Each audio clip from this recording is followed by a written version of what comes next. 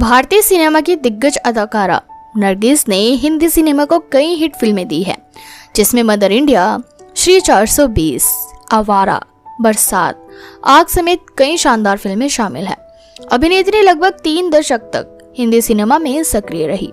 अभिनेत्री नरगिस रुपहले पर्दे पर जितनी खूबसूरत थी, असल जिंदगी में उनका दिल भी उतना ही खूबसूरत था। वो एक जिंदा दिल इंसान थी। महज 6 वर्ष की आयु में उन्होंने बाल कलाकार के तौर पर फिल्मों में काम करना शुरू कर दिया था। नरगिस का जन्म 1 जून 1929 को कोलकाता में हुआ था।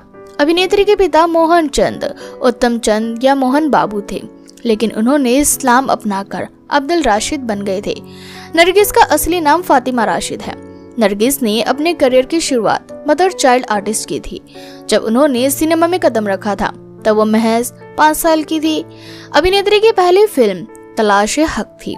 इस फिल्म में नरगिस के काम को पसंद किया गया था। आज एक्ट्रेस की 49वीं बर्थडे एनिवर्सरी के मौके पर हम आपको उनकी पर्सनल लाइफ से जुड़ी कुछ अनसुनी बातें बताने जा रहे हैं। आपको बता दें, सुनील दत्त और नरगिस की मुलाकात सबसे पहले रेडियो के दफ्तर में हुई थी। दरअसल उस समय नरगिस सिनेमा का जाना माना नाम थी, लेकिन सुनील दत्त सिलोन रेडियो में बतौर रेडियो जॉकी काम किया करते थे और नरगिस का इंटरव्यू करने के लिए उन्हें कहा गया था। नरगिस समय से पहले स्टूडियो पहुंच गई, लेकिन जैसे ही इंटरव्यू शुरू हुआ तो नरगिस को देखकर सुनील दत्त इतना नर्वस हो गए कि वो सवाल ही नहीं पूछ पाए। कहा जाता है कि इसी वजह से उनकी नौकरी भी जाते जाते बची थी।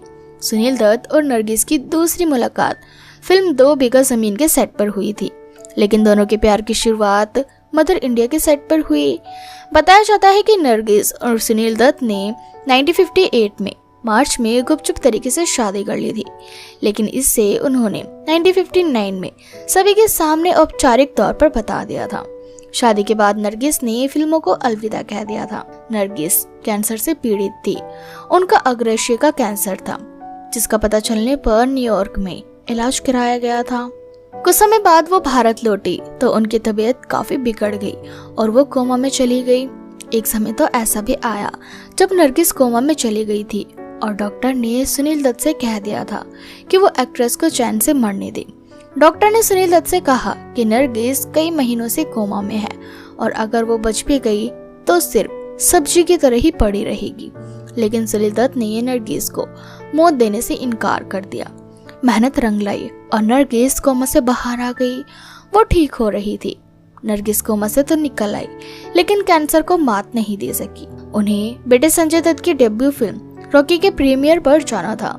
सुनील दत्त ने नरगिस के लिए सीट से लेकर एम्बुलेंस, स्ट्रेचर और व्हीलचेयर तक का इंतजाम कर दिया था, पर नरगिस कभी नहीं पहुंच पाई।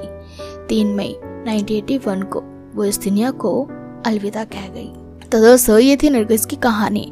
आपको इनकी कौन सी फिल्म सबसे ज्यादा पसंद है, हमें कमेंट सेक्शन में कमेंट करके जरूर बताएं।